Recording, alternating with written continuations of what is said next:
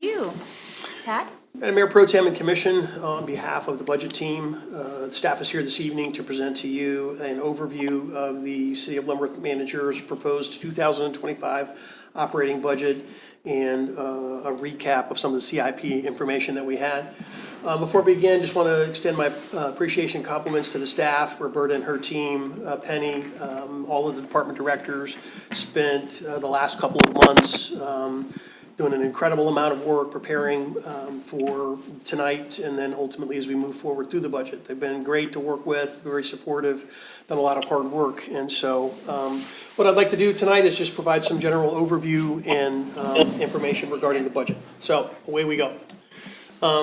Start with the 2025 operating budget considerations.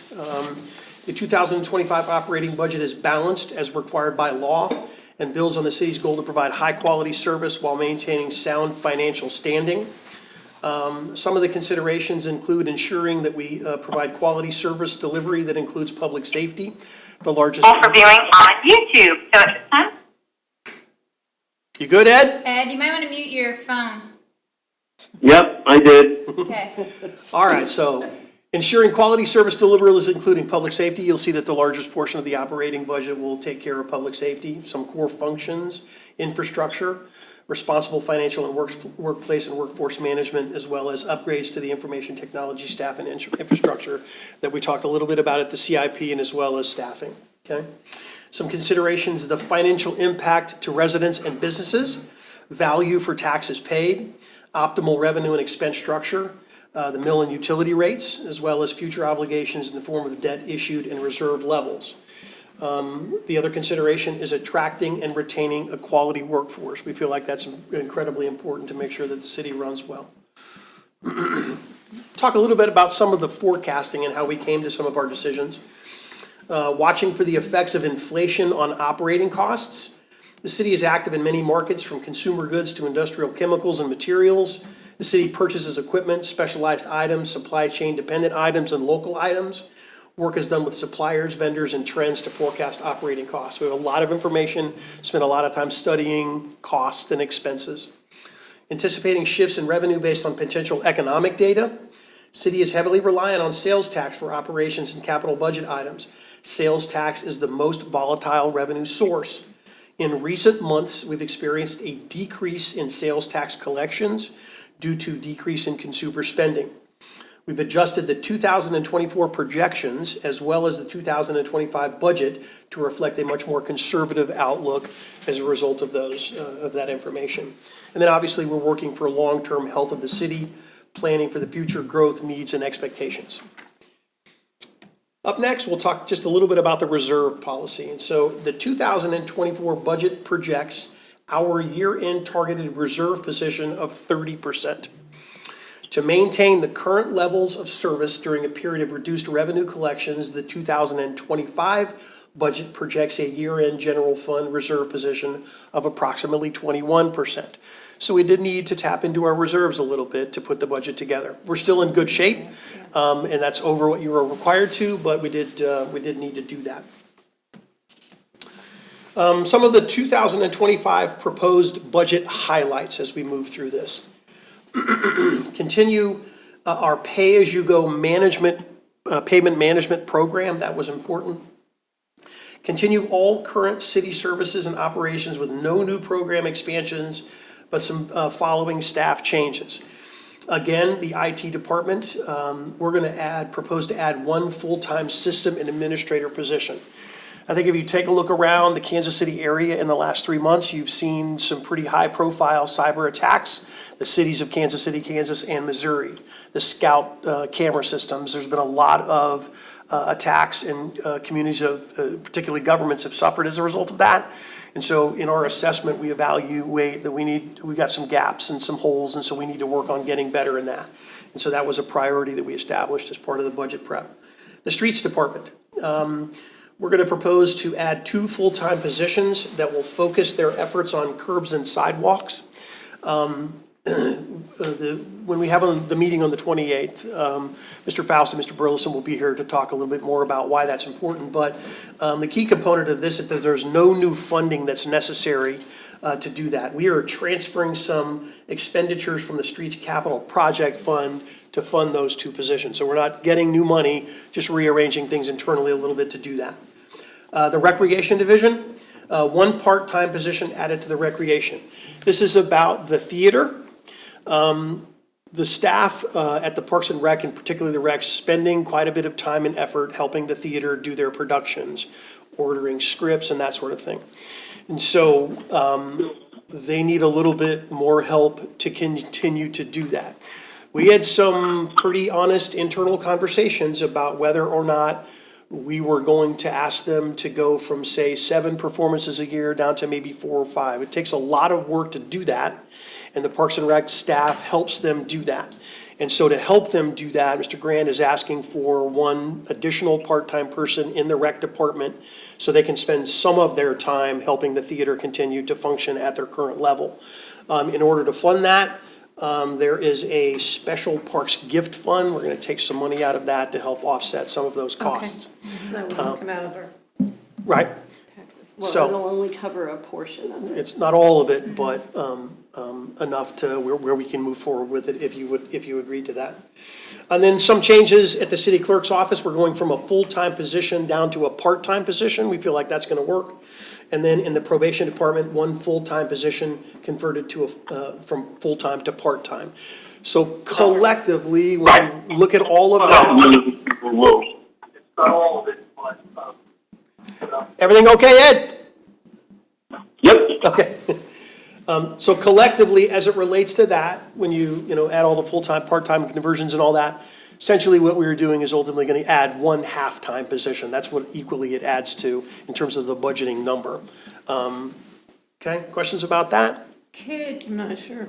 to fund this part-time recreation, like, I have a daughter that does the theater, and they don't charge. Could they, like, baseball, t-ball, we charge, they charge what? For fees? Can any of that go to cover a position? They sell tickets to go to the plays. There is revenue. So the revenue for the adult shows goes directly into the recreation program already. And the cost of running the theater is more than the revenue that they collect. There is a net, a gross net, like the ticket sales minus the direct cost of the program is positive. But that helps pay for the maintenance, et cetera. Sure. There's 2 youth plays a year. They also charge for the youth plays, and then the concession sales for the youth plays, those revenues go into the special part gift fund. Okay. So that program spins off between about $6,000 and $8,000 a year. So that is profitable because all of the costs of running the PAC, the building, are over in the recreation fund. So that's accumulated over time, and what we're proposing is that we transfer $10,000 out of the special part gift fund to the recreation department to fund a portion of a part-time person. So a part-time person, a half-time person fully loaded with benefits, et cetera, is about $28,000 a year. So about a third of that would be paid for by the program itself. And that's about the amount of time that we're estimating that they're gonna take to support the program. So basically, the profits they're making with the youth program ticket sales and with the food sales will pay for the portion of that person that will be supporting the PAC. So when a child signs up for t-ball, they're charged a fee, right? Or are they not? Is it free? Is it $25? Yes, No, they charge a there's fee. a fee to sign up Sure. for T-ball. So that's what I'm saying, when a child signs up for the youth program, why don't we charge them $25 or to participate, like they would t-ball, to bring in more, I'm just throwing it out there. There's 50 kids, well, not always, but 30 kids on stage. I wouldn't mind as a parent. I mean, it's a $5 ticket, which is great, but I feel like I feel like as a parent, I would invest more in the theater to help the staff out, is what I guess I'm saying. I think that makes a lot of sense. Yeah. You know, we did have a conversation about maybe, you know, transferring that admin work to the PAC group, but that didn't seem like that was gonna work very well. So what we're trying to do is come up with a solution where we're still doing the work that we're doing for them to support them. Right. Without it being an additional burden to the Sure. city's bottom line. And I wanted it too, I was just being I don't creative. think that that's a terrible idea. It would be nice if we could generate a little bit more revenue. That's something that I think we can discuss in more detail next Friday. Okay, And we'll do some work in advance of that Okay. to make sure that we're ready to talk about that. Okay. And so any other questions about the staff piece? Okay. So then again, full execution of all previously scheduled capital improvement projects with an emphasis on scaling back on park expansion and refocusing on park maintenance. We talked about that at the CIP. We're really growing and spend a lot. Maybe it's time to kind of scale back. I'll talk about one perhaps exception towards the end regarding the gazebo park, if you want to talk about that. But relative to speaking, sort of out of the expansion piece down into a maintenance piece. Okay? And then increasing the payment management program by 5% over 2024 and fully funding the sidewalk and curb program at $416,000. So those are some of the budget highlights. Let's continue the budget highlights, okay? So this piece here, the 2025 employee compensation plan recommendation is a base 3.5% cost of living increase for employees. That's what we would propose as part of the budget in 2025. And then ultimately a recommendation of a flat mill levy at 26.962 for the city and library combined. So I'll talk about that. If you look at the chart that's on that page, the top talks about assessed value at mills generate. The property valuations for Leavenworth County went up 3.88%. You see on the far right, it's represented at 3.9. We rounded that up. Within the city, not the county. I'm sorry, within the city, I'm sorry. The second chart, you see there where it addresses mills. The library is elected to raise their mill levy by 0.035. And that is specific to the increase in cost of health care for their employees. To make sure we have a truly flat mill levy, I am proposing that the city reduce its mill levy by 0.035, essentially matching and canceling those out. So our flat mill levy would be truly flat, combined between the city of Leavenworth and the library. Questions about that? The percent of property valuations is represented on the very bottom on the right-hand side. It would be an additional $318,224. That's what the increase in property valuations would represent in terms of new revenue for the city. Everybody understand that? Questions about that? Ed and Griff, are you still hanging in there? Yes, you're good, Pat. Thank you.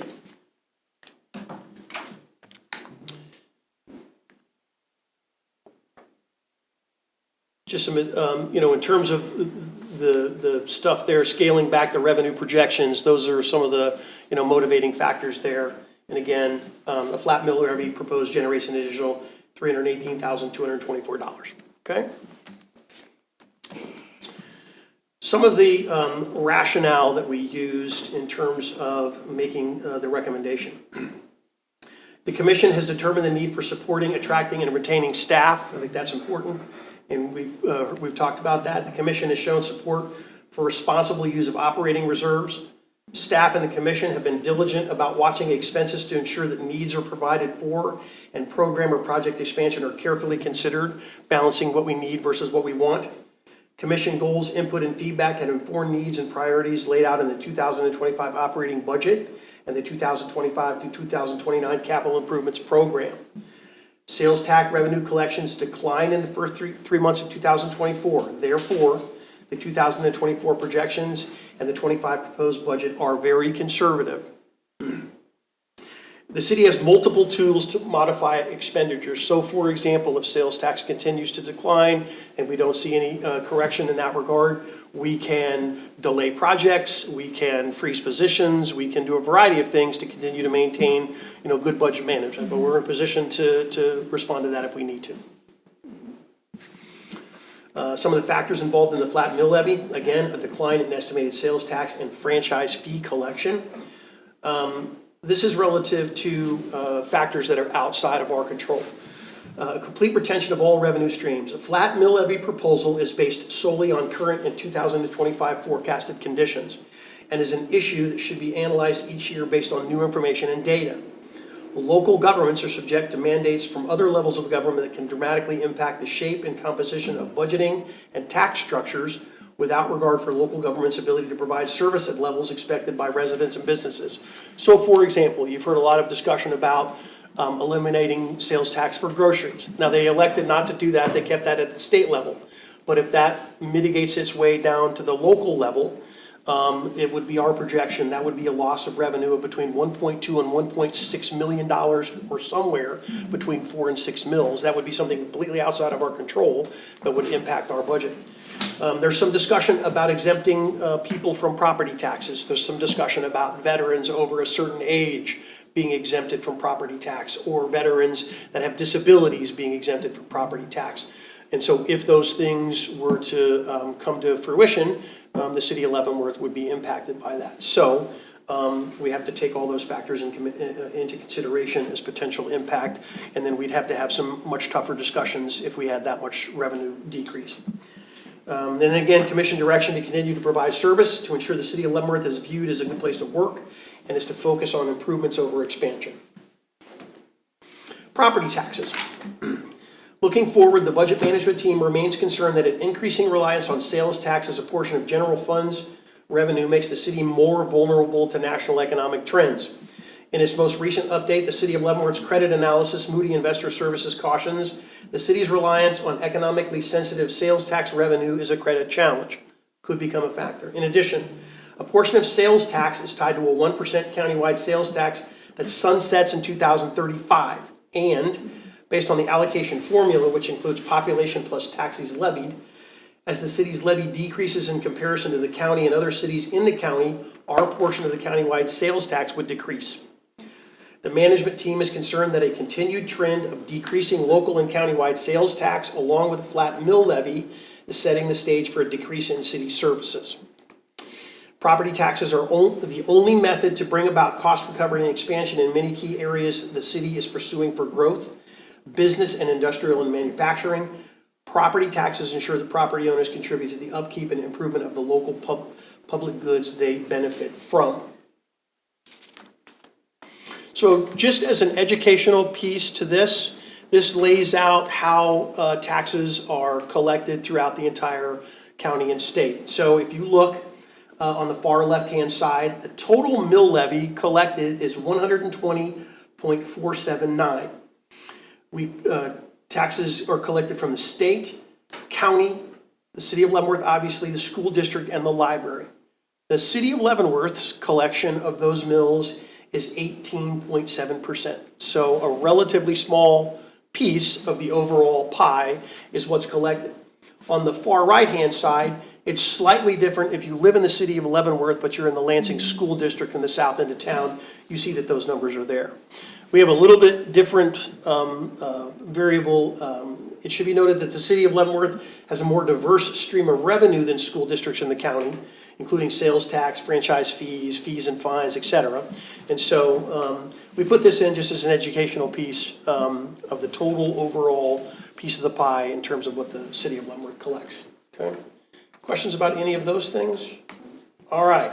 So now I'm going to turn the presentation over to Roberta because we're really going to dig into some very specific numbers about how we progress through the process. Well, as Pat said, the city experienced an increase in assessed valuation from $304 million to $316 million, which was about 3.9%. And the proposed budget keeps the combined city and library mill flat. This will generate $254 $1,941 in tax revenues for the city and about $63,000 for the library. I did do an analysis of how much of that 3.9% increase is on improved properties and new properties versus existing properties. Existing properties that weren't improved constitute 1.2%. So if you own a home, you haven't improved it, the average assessed value for that house has only gone up 1.2%. So 66% or 70% of that increase in assessed values is for new and improved properties. As Pat said, the library budget proposes a 0.349 mil increase. I want to clarify that the library doesn't say we're going to raise our mill this much. The library gives us a budget that they believe they need to run the library. I calculate the mills and let them know how it would impact. So they don't have any idea what the mill's going to be until they give it to me. They're basically saying we need this much money to run the library. The what they call their general fund, that mill actually went down a little bit, and the mill for the employee benefit fund went up more than the mill for the general fund went down. So there's a small increase. As far as the county, local and countywide sales tax, the first 3 months of this year, so 2023 sales tax collections almost exactly what 2022 were. I think it was $36,000 more than in 2022, which was very surprising because we budgeted much more than that. We budgeted more than that for 2024 as well. So the 2024 forecast has been downgraded, and we budgeted to receive a lot less sales tax than we thought we would at the beginning. So what I did for looking at 2025, remembering that's a year and a half away, right? We don't know what's going to happen in 2025. I went back to 2017 to the pandemic, right? And said, okay, what was our average sales tax increase? And used that to help inform what we think our sales tax will be in 2025. We believe that the reason consumer purchasing was so high in 2021, 22 is because of pandemic-related stimulus by the government. Well, that money went away. 2023 people stopped spending money, and we are making an assumption that in 2024, 2025, we're going to go back to pre-pandemic about 2.5% a year. So I'm budgeting that sales tax collections will increase 4.46% over 2023. And remembering 2023 was pretty low to begin with. So we are budgeting a 2.23% increase per year, 2024 and then 2025. And then this paragraph basically describes that. I don't need to, you can read that, but that's the process I went through to try to come up with a number that we thought was reasonable, not too conservative, not too aggressive. Of the $515,000 in additional sales tax that we're going to collect, I'm sorry, the general fund will get about $515,000 of the $754,000 in additional sales tax. $23,800 is going to go to the Economic Development Fund and $306,000 to the Capital Improvement Fund. And that is split up based off of city ordinances. Any questions about how we projected sales tax? Okay. So the next slide is, excuse me? Is your question? Okay. This is the pie. Thank you. Oh, Hey, Ed, did you have a I question? think it's Griff. Griff.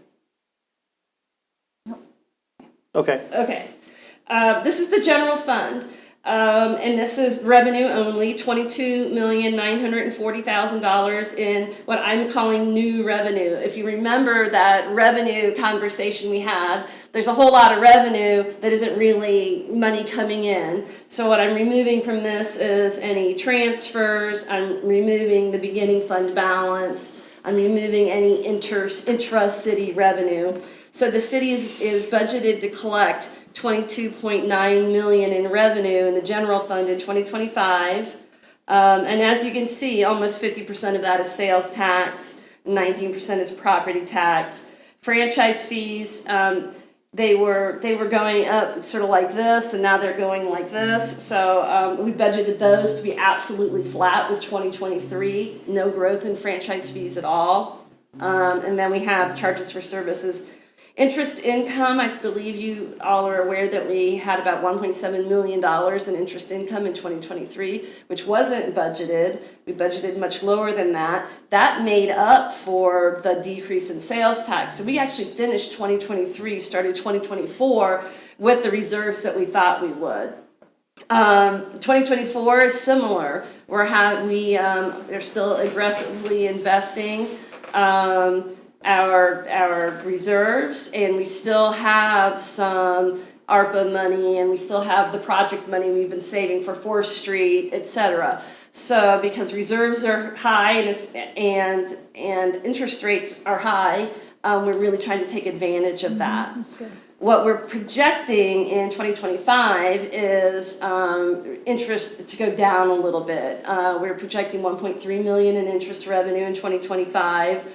For 2 reasons. One, because we're spending $4 million on, or $3.8 million on 4th Street this year. So we're spending a lot of the money that we've been holding for these big projects is going to get spent in 2024.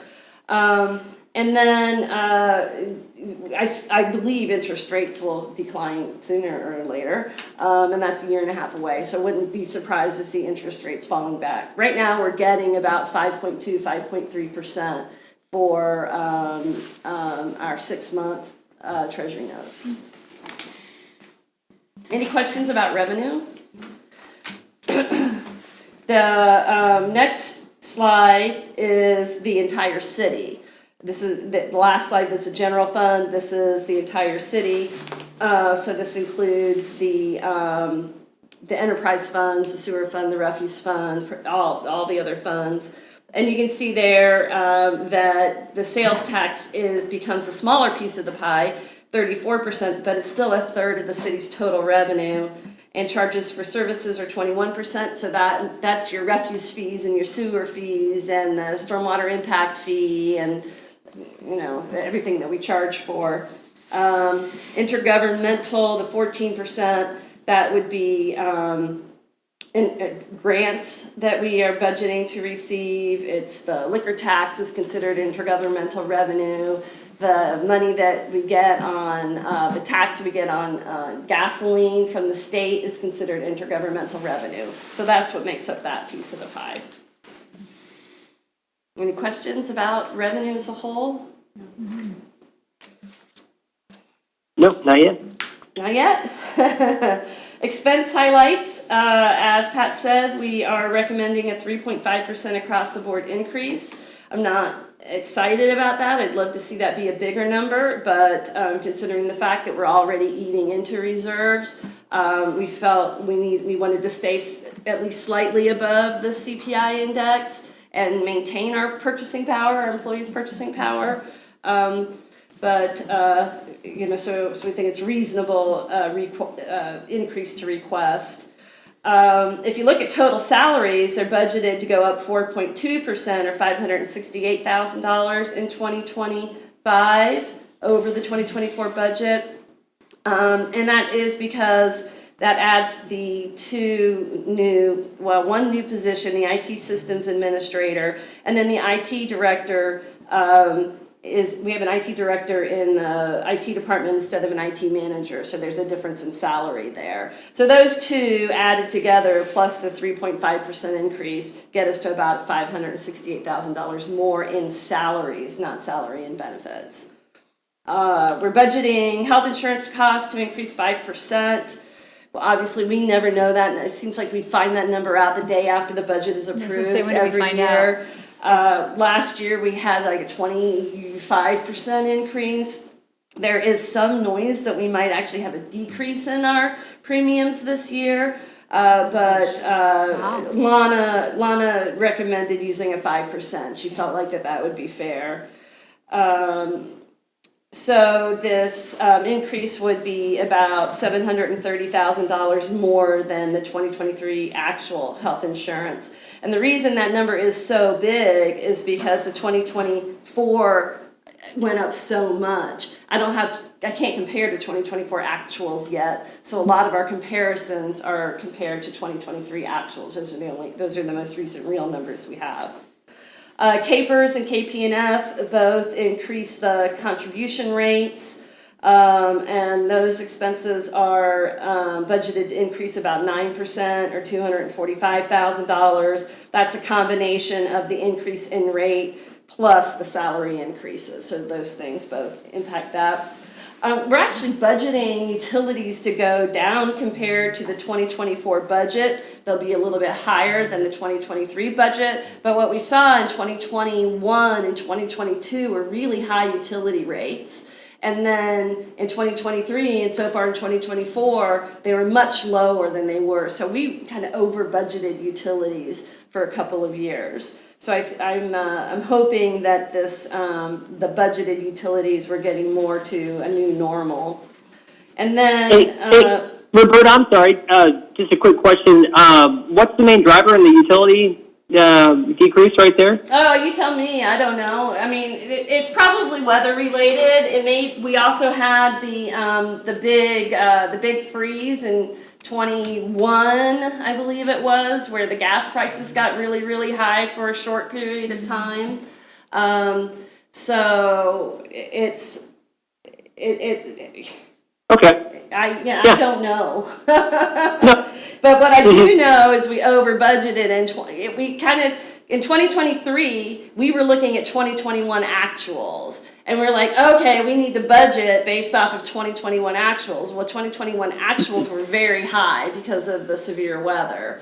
And then in 2023 actual collections were lower than what we budgeted, and they were lower than what we budgeted in 2022.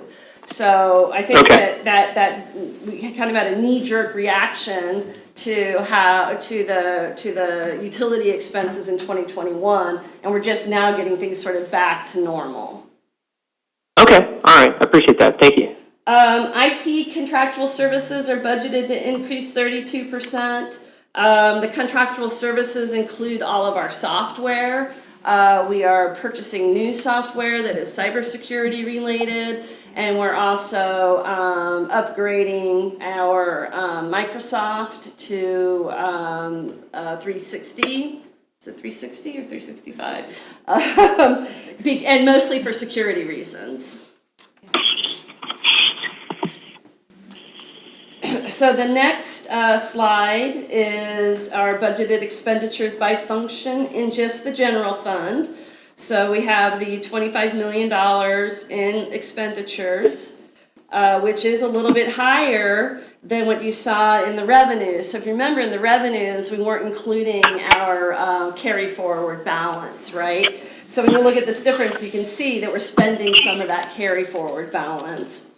But the police and fire together make up 69%. So 69% of the general fund budget is public safety, with public works at 12%, the city administration, HR, the courts, all the things just to keep the city running is 5%. And it's any questions about expenditures in the general fund? No, is that normal? I mean, not normal, but is that common Yeah, that's, for public safety? Comment? Is Oh, that- I would say so. Yeah. Yeah. I mean, they're by far what percentage of the workforce is the police and the fire department? Sure, Probably. makes sense. That is the worst city across the country. yeah, more than Yeah, half, yeah. I figured. So if you look at the city as a whole, that's the next slide. The sounds of it. So our total expenditures are budgeted to be 59 million. Again, these expenditures don't include any transfers between funds or fees charged between funds or our budgeted reserves. The public safety is about 29% of the total budget, capital projects 18%, and debt service. If you add those three together, you're at about 55% of our budget. And then we have Public Works, Sewer and Storm, Housing, and Parks and Recs, all about the same portion of our budget at 6 or 7%. Any questions about expenditures? And then my last slide before we give this back to Pat to wrap it up is this. Yeah, you've seen this slide before, but it basically shows the city resident how much the services cost them and what they're getting in return. So for a market value home of $250,000, and with our current mill rate of 2.533, how much does that cost a homeowner in property taxes that they are paying for the city of Leavenworth? And that answer is $648. So somebody that owns a $250,000 home in 2024, $648 of their taxes went to the city. And that works out to about $54 a month. And for that $54 a month, they're paying for police protection, snow removal, street repairs, the community center, animal control, fire protection, code enforcement, our parks and playgrounds and pools. Our parks are extensive, capital improvements, and health and safety inspections, which we think it's a pretty good bargain. But it's just a reminder that when you see your tax bill and it's $5,000, well, the city's getting $650 of it, and we are supporting all of the city services with that money. So I just wanted to take 2 or 3 minutes here to recap the CIP. The conservative sales tax projections, approximately $6.1 million in 2025 sales tax collections and CIP funds. Okay, we'll take out $1.2 million for transferred out of debt services, $1.7 million transferred out for streets, curb, and sidewalk projects, a little more than $2 million transferred out for the annual parks and recreation support, and about $64,000 transferred out for the TIF projects, leaving a balance of a little over $1 million for new CIP projects. And again, those were invested generally in the IT equipment improvements, obviously necessary police, fire, engineering, public works, parks equipment replacements, and park maintenance projects. Continued increased spending on pavement management program by 5%. Leveraging city funds by seeking matching grants for city projects, continue to replace major equipment at the wastewater treatment plant, purchase front loader at the refuse department, and use all available stormwater assessment fees to complete the most urgent projects first. I do want to make a statement about one change from the CIP. We had talked about in the CIP increasing the stormwater fee. We've heard some comments from the commissioners and from the public, and so although we express our concern about that we expect significant problems to develop in the 2025. We're taking that increase out and leaving it the same. Thank you. I was going to bring it up if you didn't. Okay, so on to a couple of issues that I want to talk about. So I had one comment from a commissioner about the gazebo park, okay? In the CIP budget, the gazebo park is not scheduled. Remember, we identified it as a project, but not being scheduled, it was not funded. If, in your considerations of the budget, you advise the staff to move forward, we have a plan to do that and can pay for it. The gazebo park is located in the downtown hotel TIF district. The gazebo park is budgeted at $515,000, and there is a balance in that TIF district of $529,734. So that would pay for the gazebo park. I would just say the following: the TIF district and those funds give you a very wide latitude of what you can do with it. You can fix streets, you can repair sidewalks, you can build a park. But I did want to address that. That was asked, was there a way to do that? And there is a way to do that. That money is available now. It would not affect the operating budget or CIP. It's held separately. And so if over the course of your considerations of the budget, you want us to do that and give us direction, that would be how we would do that, and we could do that. Okay, questions about that? Well, I guess we don't know. We're going to have less. I mean, that would be something that I'd be willing to put off if we had if we came up short, The park. this park, Right, put so, off for another year. But it's not on it right now, right? so On the, it. the gazebo park It's could not. be built with this funding separate from anything else. Yeah. We would not have to put off anything else or delay anything else. Okay. You could take the TIF money and do that, but I just would remind you, you can do a lot of things with that TIF money in the TIF Yeah. district. Right. And Yeah. so, just for your consideration before the 28th, if that's what you wanted to consider, we could do that, we have a plan to do that. Like what, And like this what other 5/3 things? this 5 Streets, what other things? What other things could we do? You could repair streets, you could. in the TIF district. In the In a TIF TIF district, Storm sewers? yeah, I think that there's a wide latitude of projects that you could do within, but it has to be in the TIF district. And again, that money is already there and in a different fund set aside for that.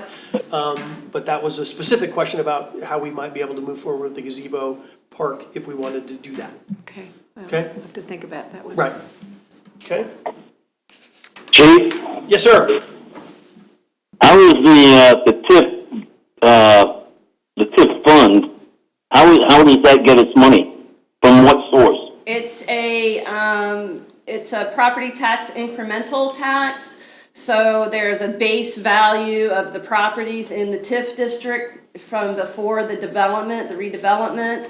And then the difference between the base value and the current value, the increase in assessed value, the taxes on that get transferred into the TIF fund by the county because it's a TIF district. We were using the money to pay off the bond, but the bond's been paid off.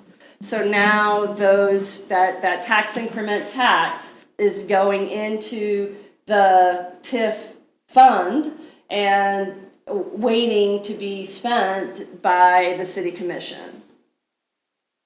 Thank you. And it's about $150,000 a year. Okay. Good, thank you. You're welcome. Up next is the Wilson Avenue project. There's been some discussion about that over the course of the last year or so to improving the Wilson Avenue roadway for better access to the businesses located in that, off of that roadway. So the staff does have a plan to move forward with that. So if you look at the chart, we'll see Wilson Avenue project would cost $1,680,000 to construct, okay? If you look there, the design expenditures have already been incurred. We have already spent some money to design the project, so we have a good idea of what it would look like. We have previously allocated $603,000, a little more than $603,000 from ARPA money and community development grant funding, which was allocated to the project. So there's already that money that was allocated for it. And then there's also an offset. There's a utility water line that would have to be moved that's quite expensive that the city and the water department would share. And so that would offset that by that $147,000 amount, leaving $815,000 that we would have to fund to do the Wilson Avenue project. There is currently a balance of $1.473 million in the Economic Development Fund, and we could allocate those monies to that difference and move forward with the Wilson Avenue project in 2025. Okay. A couple of things about that. I've talked individually with all of you about some other projects that are still at the staff level that are likely to ask for consideration for economic development incentives. And so we would want to be mindful of that. But if the commission gave guidance to staff to move forward in 2025 with the Wilson Avenue project, we could do that. And so I wanted you to have that for consideration as we move into the further discussions on the 28th. Sure, I think this is a priority. Okay. Questions about that? And then, you might recall 5 or 6 weeks ago, maybe a month ago, we were here talking about street closures downtown. We put $5,500 into the Economic Development Fund to offset costs associated with street closures for events downtown. We spent some time analyzing the big one that we had. It was about $750 in terms of staff time and resources and the like. And so We feel like we could do 7 or 8 events in the central business district that were that big. Obviously more if they were smaller in terms of the footprint and all of that. But we have some money to do that to help offset those costs. And so that's in there for your consideration. This is my fault. I did tell Pat once that money was coming out of the Economic Development Fund, and that stuck. But it's actually coming out of the CVB fund. Oh, okay. It's in there somewhere. I got, I I was just wanted wondering, to clarify that. I was wondering, because that's what Griff had suggested. Yeah, so it's coming out of the CVB fund. Did you hear that, Griff? No, not quite. What fund is it coming out of? The CVB fund. CVB, like you suggested. Oh, okay. Okay. No, that's cool. That's cool. I appreciate you guys. No, yeah, thanks for that. I didn't quite hear that, so thanks. Okay, so the next step, this was all in preparation for us getting together for a full day, starting at 8:30 in the morning on June 28th. We will obviously answer whatever questions that you might have tonight, or if you have some specific thing that you have read in the CIP, and that you want to point us in the direction of making sure we change something or something like that, we're glad to entertain those tonight. Or obviously in advance of the 28th, you're welcome to email us and we can be ready to talk about those things specifically. But otherwise, Roberta provided each of you with your book. And Griff and Ed, we'll have to get your books to you as soon as we can. So you can take a peek at it and start getting yourself ready. So maybe go around the room. Starting with you, Mr. Mayor, do you have any specific questions or comments you'd like to offer? No, I appreciate that, Pat. First of all, thank you, Pat and Roberta, for getting everything put together. It's good to see it, even on the slide deck, just going through everything, and it'll be good food for thought. I've got various different questions right now, but I kind of want to let it simmer a bit and kind of go through everything again. So I like doing a review like this on a study session to get everything out there. So I'll definitely have a lot more questions, but I appreciate it right now. Great. How about you, Commissioner Hengula? Do you have anything? Just one, following up on the gazebo thing. Yes, sir. You said there's lots of what's called other things that can be done with that money, and I'm curious as to whether the staff has come up with anything that they recommend should be done instead of the gazebo. So I think we've talked conceptually about that. The purpose for tonight was I got a specific question about the gazebo park and was there a way to do that? And so I think the best approach would be on the 28th. We'll have a list of a half a dozen things maybe identified that would be options for you to consider. Make sure we have good information to give you. Just the general answer to that question is you have wide latitude as long as the funds are expended in the district. Yeah, no problem there. Okay. Anything else, sir? No, that's it for me.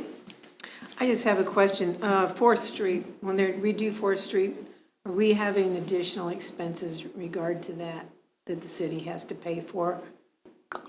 I don't think Other than what We revised the CIP budget for 4th Street to $3.8 million from the $5.2 million. Okay. And the bid came in for the construction at a little over 3.2 million. Okay. So there should be, and the 2025 CIP budget assumes we're gonna spend 3.8 million. So we should be fine within the money that's been set aside for that I project. remember that. We talked about that. I just didn't know if there were any other incidentals that we needed to cover. Don't jinx Outside us. of that. Don't jinx it. Landscaping. Well, there Oh, landscaping, oh, okay, yeah. Other stuff I that was are thinking, not included in once that. they opened all that up, what they find. Yeah. Right. Okay, that sounds great. No, you answered my question about the fees. I don't want to raise the fees. We have, how long has it been since we put those fees in place for the stormwater? I don't know exactly, I'd have to go back and look, but it's been 4 or 5 years. Okay, well, that hasn't been, I mean, I just don't want to raise fees. Okay. That's, I just have a request. Can I have the slide deck sent to me? It has been, didn't you email it to all of them? I emailed it to you this afternoon. Oh, wait, okay, I haven't checked my email, sorry. I Yeah. haven't been to okay, thank you. Yeah, let me know. About 3 o'clock today. Yeah, I really Okay. enjoyed the slide with the breakdown of what Yeah, we pay for that's a good taxes for the slide. city. That's a great slide because it's easy to explain it that way to people, so I appreciate you doing that. But, yeah. That's it from us. Okay, Okay. all I right. don't have anything. Thank you. Well, do I don't have to adjourn it, because I never opened it, right? So we're done. We're done? We're closed, all right. Thank you, have a great week. All right.